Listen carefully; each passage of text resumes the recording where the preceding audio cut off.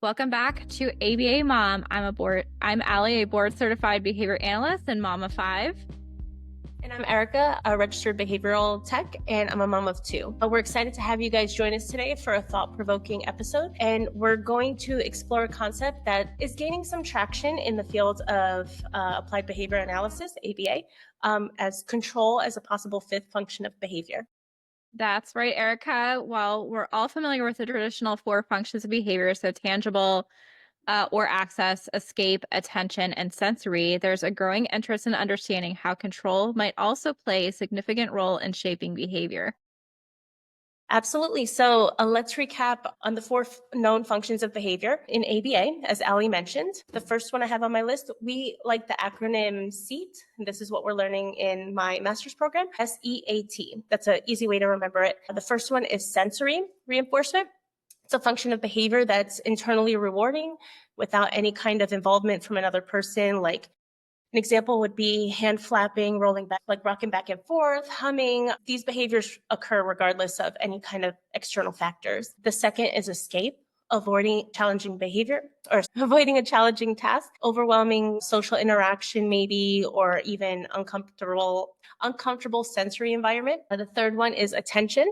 This function involves seeking attention from others, whether negative or positive. It could be anything from smiles, a thumbs up, a reprimand, or in the classroom being told to stop that. And the last one is access to tangibles. When a person wants to obtain any kind of activity or object, an example could be even just a child crying for a toy. When we give them that toy, it's reinforced, making it more likely to happen again in the future.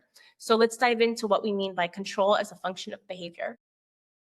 So, control is essentially about the autonomy, the desire to assert influence over one's environment or situation.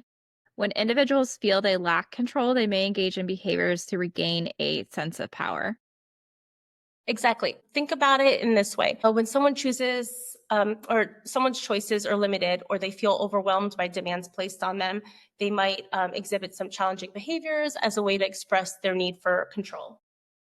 Yes. And also, I really like how you addressed the other four functions of behavior, because control kind of goes with each one. So, control can so it could be like access or tangible and control. It could be with, attention and control. So control can actually go like sometimes we have dual functions. So instead of just one function of behavior, sometimes we do have multiple functions for that behavior. So control can go right along with all of the other functions of behavior. So this can be particularly relevant for individuals with disabilities or those structured settings. Their choices are made restricted. So that happens a lot with people with disabilities. However, it can happen outside of people with disabilities, so it can happen to any of us. So where our choices are restricted, that's often where you'll see control. It's a natural human instinct to want to say in what happens to us. Mhm. Totally right. The need for control can manifest in a bunch of different ways. For instance, a child might refuse to follow a simple direction, and it's just to assert their autonomy, even if they want to do what's being asked. So now let's talk about some examples. So one scenario might be in a classroom setting. If a student's frequently non-compliant or disruptive, it can be an indicative of their desire to control. Exactly. If they feel like they need to say no towards some activity or task, they might act out to regain some control. And that's why we're going to step in as behavior analysts and RBT. By providing choices, we can help empower individuals, which may reduce challenging behaviors. For example, allowing the child to choose between two tasks given, or say in what activity to do next, and make a huge difference. So we want to try to give that autonomy back. So giving the client choices. So sometimes it's two tasks or three tasks, and just giving options between that. Or like if you're making a schedule with them, kind of saying, okay, so the next activity is blank, and give them a couple choices of what they can choose. Yep. And to reiterate what you said, because I do think it's really important, having a healthy environment that promotes autonomy from an early age too would be great. When individuals feel like they have control over their choices, they're much more likely to engage and less likely to have those maladaptive behaviors. So let's discuss research that supports the idea of control and functional behavior. All right, there's several studies indicating, and I'm in my master's program too, so that's why this is so No, this is interesting. so helpful. And several studies showing that individuals feel a lack of control. And I probably feel this on my day to day too as a mom, and they're more likely to engage in challenging behaviors. Researchers have noted that feeling of helplessness can lead to increased frustration, and that can lead to the maladaptive behaviors that we see.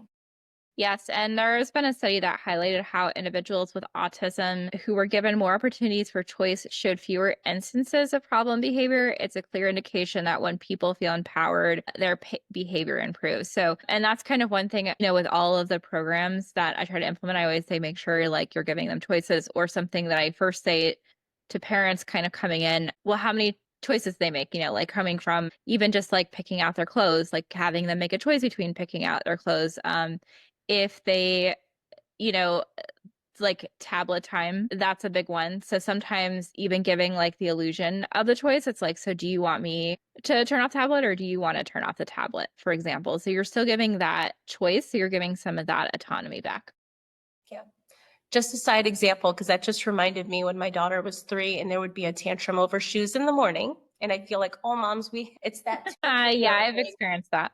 so it's just like, do you want the sparkly unicorn shoes or do you want the red shoes or whatever? Like you giving the choices to this day, this morning, it literally was like, do you want to wear your Lion King shirt or this SpongeBob shirt? And it's like, it helps. um, it gives an individual, a voice, giving them that choice in their treatment plan and daily activities when they feel heard and valued, and it's feeling respected. And it could really impact their behavior for the positive. Yeah, I think that's absolutely true. And I love how you said that choice, because I was even just thinking about this client that I had, going back to choices, that would make a choice, but then like, for example, like picking out their clothes is a good one. So like they pick out their shirt the night before, like they were ready the next day, and then they would change their mind. So before leaving the house, like they would change their mind. And so, but what the issue was is that the parent was kind of stuck on like, we already picked this out, like you made the choice, like now it's stuck in stone. And I disagree with that. I don't think that we should have it like stuck in stone. Now, there's certain things like when I'm trying to rush my kids like out of the store and I'm like, okay, like we made our choice, like this is the last time, like you can kind of change your mind. But I think just having that opportunity to change Mhm. their mind, I mean, if we're doing it like excessively, like, okay, now you've done it 20 times and now I think you've had plenty of control over this situation, changing your mind. Um, but I think, if, for example, like if I take my kids to the store and I say, okay, so, pick out, you have $5 each. So go ahead and pick out the toy that you want. And then they change their mind. Like, I'm okay with that the first time, possibly a second time. But then after that, I'm like, okay, so that's our last kind of choice. So letting them kind of know that this is going to be our last choice, because we could end up at the store all day. But I think, to like limiting that control, even though we want to, give them autonomy, let them have some control, sometimes we got to take some of that back and say, okay, so like now we've made our choice. Now, like, let's move on. Yeah. So, what do you think that we can really take away from this discussion? Understanding control is potential. Function behavior encourages us to look beyond traditional four functions and consider underlying motives and challenging behaviors. I think by recognizing the need for control, we can create interventions that not only reduce those problem behaviors, but also enhance the overall quality of the life for whether it's the kiddos, the teens, the adults, whatever demographic age we're working with. We want to overall, our job is to improve their quality of life. Yeah, and for our listeners, we encourage you to reflect on ways in which you can incorporate choice of autonomy in your practice. Even small changes can have a big impact. Absolutely. And we'd love to hear everyone's experience and how you have noticed control as a function in your work, and what strategies you've implemented to promote that autonomy. Thank you for joining us today on ABA Mom. We hope this conversation about control as possible fifth function of behavior has spoken to your interests and provided valuable insight for your practice. Yep. And don't forget to subscribe to our podcast for more discussions on ABA topics. And feel free to reach out to us on social media with your thoughts and any questions. Until next time, keep advocating understanding and positive change in lives of those you support. And remember that you are not in this journey alone.